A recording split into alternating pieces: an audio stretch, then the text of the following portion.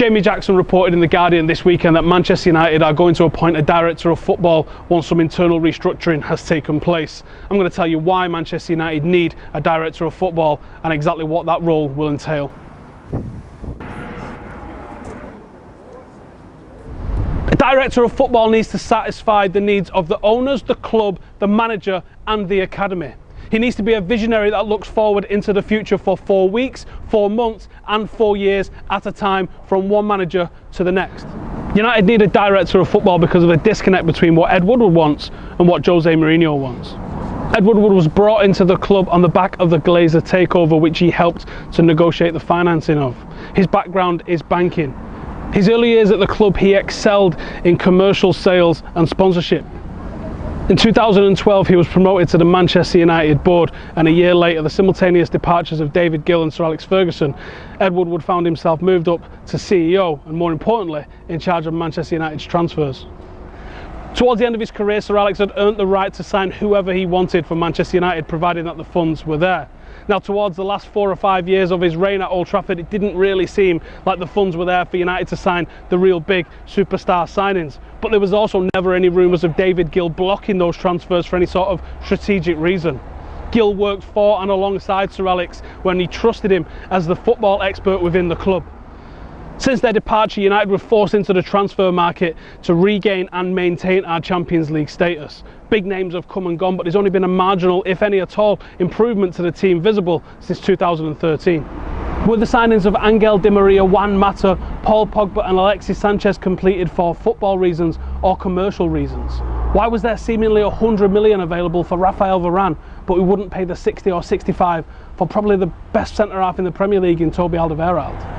Why did we haggle over the couple of £1 million difference for Ivan Perisic last summer, but at the same time very publicly court Antoine Griezmann, who's rated at 100 million?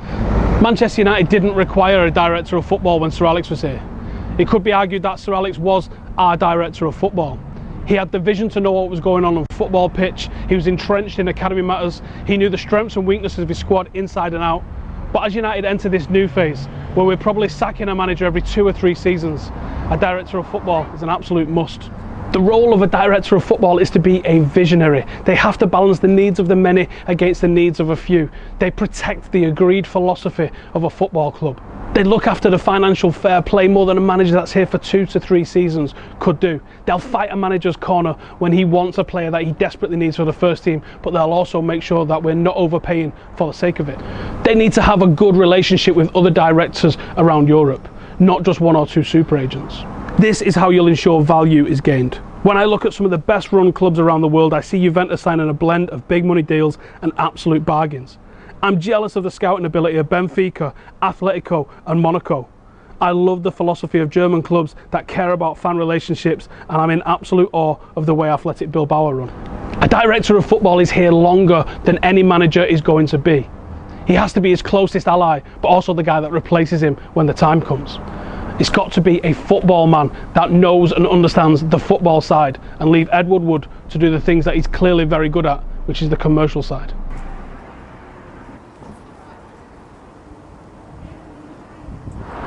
Who could United bring in then that could work in those areas and take us to another level with that role?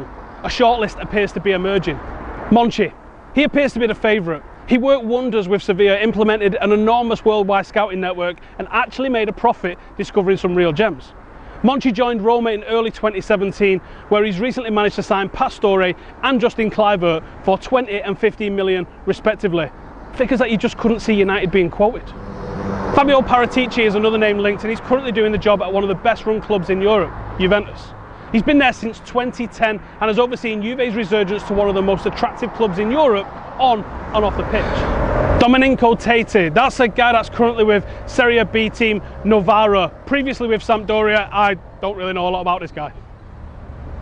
The final guy that is being linked though is Edwin Van Der Sar, which I think would excite a lot of people. He's a former player, he's a European Cup winner, he's one of the most respected players in world football. He was probably arguably one of the best goalkeepers ever to tend a net.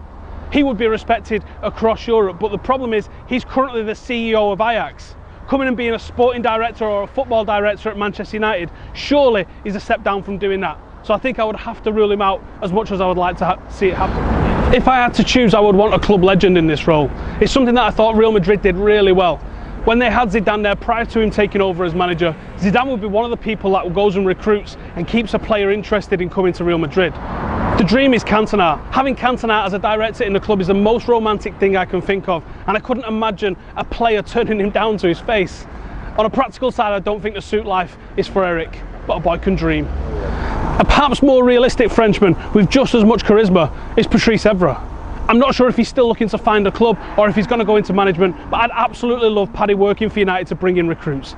He immersed himself in the history and has more than earned his right to represent this club with the passion and ability that he's shown while wearing a shirt. Much like Eric, I just don't see people turning Paddy down when he comes to him. But if I had to name someone that's yet to be mentioned in connection with the job this time around, it's Andrea Bertra.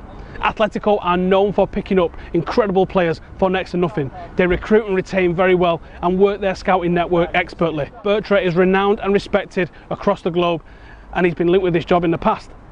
It makes a lot of sense to me. There was rumour after rumour that he was coming in, and it seemed like Jose Mourinho didn't want to work with him. Maybe now is the time to bring Bertra in. Either way, it's a positive move for the club, and I'm happy it's finally looking like we're going to do it.